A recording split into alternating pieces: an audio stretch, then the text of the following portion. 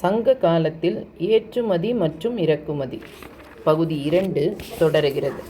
தமிழகத்தில் துறைமுகங்கள் பற்றியும் அதில் வெளிநாட்டு பொருட்கள் வந்து இறங்கியது பற்றியும் விரிவாக எடுத்துரைக்கின்றன. பிளனி, தாலமி, பெரிபுலூஸ் குறிப்புகளில் இதற்கான ஆதாரங்கள் உள்ளன. கொர்க்கை, புகார், அரிக்கமேடு முதலிய சங்ககால துறைமுகங்களில் நடத்தப்பட்ட அகழ்வாராய்ச்சிகள் இதை உறுதிப்படுத்துகின்றன. ரோமானிய நாணயங்களும் சீன காசுகளும் தமிழகத்தில் புகழ்வாய்ந்த இடங்களில் இருந்து கண்டெடுக்கப்பட்டுள்ளன. இவை ஏற்றுமதி இறக்குமதி நடைபெற்றதற்கான சான்றுகள் ஆகும். அயல்நாட்டு வாணிகம் தரைவழி. அயல்நாடுகளுக்கு வாணிகம் செய்தோர் கழுதைகள், எருதுகள், மாட்டு வண்டிகள் மூலம் பொருட்களை ஏற்றி கூட்டம் கூட்டமாக பாலை நிலங்களை கடந்து சென்றனர். அப்பொழுது கொள்ளையர்கள் அவர்களை தாக்கி பொருட்களை கொள்ளையடித்து சென்றனர்.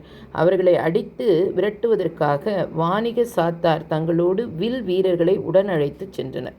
தமிழ்நாட்டில் மட்டுமல்ல, இந்தியா முழுவதுமே அக்காலத்தில் வணிக சரக்கை வேடர்கள் கொள்ளையடித்ததை சங்ககால நூல்கள் கூறுகின்றன. மழை பெய்யல் மறந்த கழைத்திறங்கு இயவில் செல் சாத்து எரியும் பண்பில் வாழ்க்கை வல்வில் இளையார். வாணிக சாத்துடன் பாலை நிலத்து மறவர் செய்த போரை மாங்குடி மருதனாரும் அகநூற்றுப் பாடலில் கூறியிருக்கிறார். அகம் 89:9-14. அயல்நாட்டு வாணிகம் கடல் வழி. தமிழகம் 3 பக்கங்களிலும் கடலால் சூழப்பட்டுள்ளது.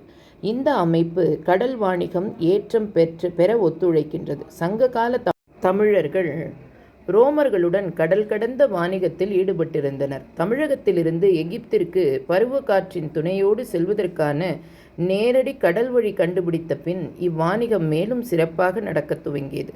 கிபி 3ஆம் நூற்றாண்டில் கிரேக்கர்கள் முதலில் தமிழகத்துடன் வர்த்தகம் மேற்கொண்டனர்.